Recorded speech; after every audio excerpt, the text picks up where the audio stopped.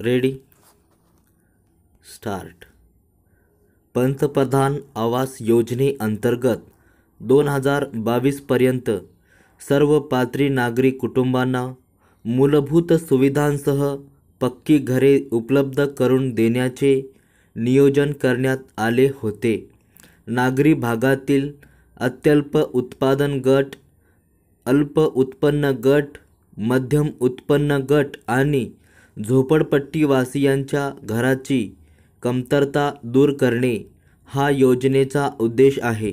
या योजनेअंतर्गत राज्याने 391 शहरांमध्ये 19.40 लाख घरे बांधण्याचे उद्दिष्ट निश्चित केले आहे।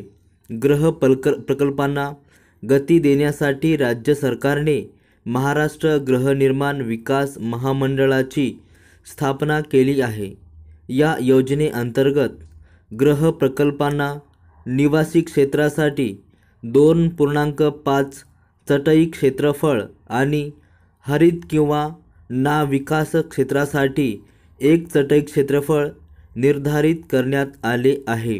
घरकुलाचे बांधकाम म्हाडा, सिडको यांच्यामार्फत तसेच वैयक्तिकरित्या करण्यात येते। केंद्र सरकारच्या आकडेवारीनुसार महाराष्ट्रात पंतप्रधान आवास योजनेत 13.64 लाख घरकुलांचा समावेश असलेल्या एकूण 1632 प्रकल्पांना मान्यता देण्यात आली आहे। यापैकी 11,16,000 घरकुलांचे बांधकाम पूर्ण झाले असून अद्यापही 2,48,000 घरकुलांचे बांधकाम रखडले आहे। आत्तापर्यंत 8.39 लाख घरकुले लाभार्थ्यांना सुपूर्द करण्यात आली आहेत। या प्रकल्पांसाठी 1,74,000 कोटी रुपयांची गुंतवणूक अपेक्षित आहे। आत्तापर्यंत केंद्र सरकारने 25,548 कोटी रुपयांचे अर्थसहाय्य मंजूर केले असून 19,323 कोटी रुपये वितरित करण्यात आले आहेत। पंतप्रधान आवास योजना सन 2016-17 पासून राबविली जात आहे। ग्रामीण भागातील दारिद्र्य रेषेखालील बेघर, कच्चे घर असलेल्या कुटुंबांना घरकुल बांधकामासाठी अर्थसहाय्य देणे हा योजनेचा उद्देश आहे। योजनेअंतर्गत सामाजिक आर्थिक व जात सर्वेक्षण 2011 मधील माहिती लाभार्थ्याच्या निवडीकरिता वापर करण्यात येत आहे।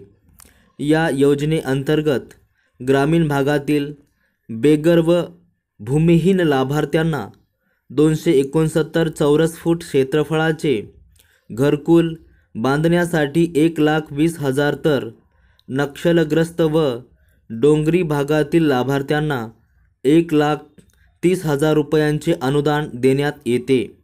योजनेच्या सुरुवातीपासून आत्तापर्यंत 14,16,000 घरकुलांना मंजुरी देण्यात आली असून त्यापैकी 12,34,000 घरकुलांचे बांधकाम पूर्ण झाले आहे। पंतप्रधान आवास योजनेच्या घरकुलांना शहरी भागामध्ये 2,50,000 रुपये तर ग्रामीण भागात 1,40,000 रुपये अनुदान दिले जाते। मात्र ग्रामीण भागासाठी दिले जाणारे अनुदान तुटपुंजे आहे। वाढत्या महागाईत घर बांधणीचे साहित्य महाग झाले आहे। या किमतीत घर उभारू शकत नसल्याने ग्रामीण भागातील लाभार्थ्यांमध्ये नाराजीचा सूर आहे। अतिरिक्त कर्ज घेऊन घराचे स्वप्न पूर्ण करावे लागत आहे। ग्रामीण भागामध्ये सिमेंट, लोखंड, रेती, विटा आदी बांधकाम साहित्य मिळत नाही। अनेकदा शहरातून आणावे लागते। शहरी भागाप्रमाणेच ग्रामीण भागात सुद्धा 2.5 लाख रुपये अनुदान शासनाने द्यावे अशी मागणी केली जात आहे।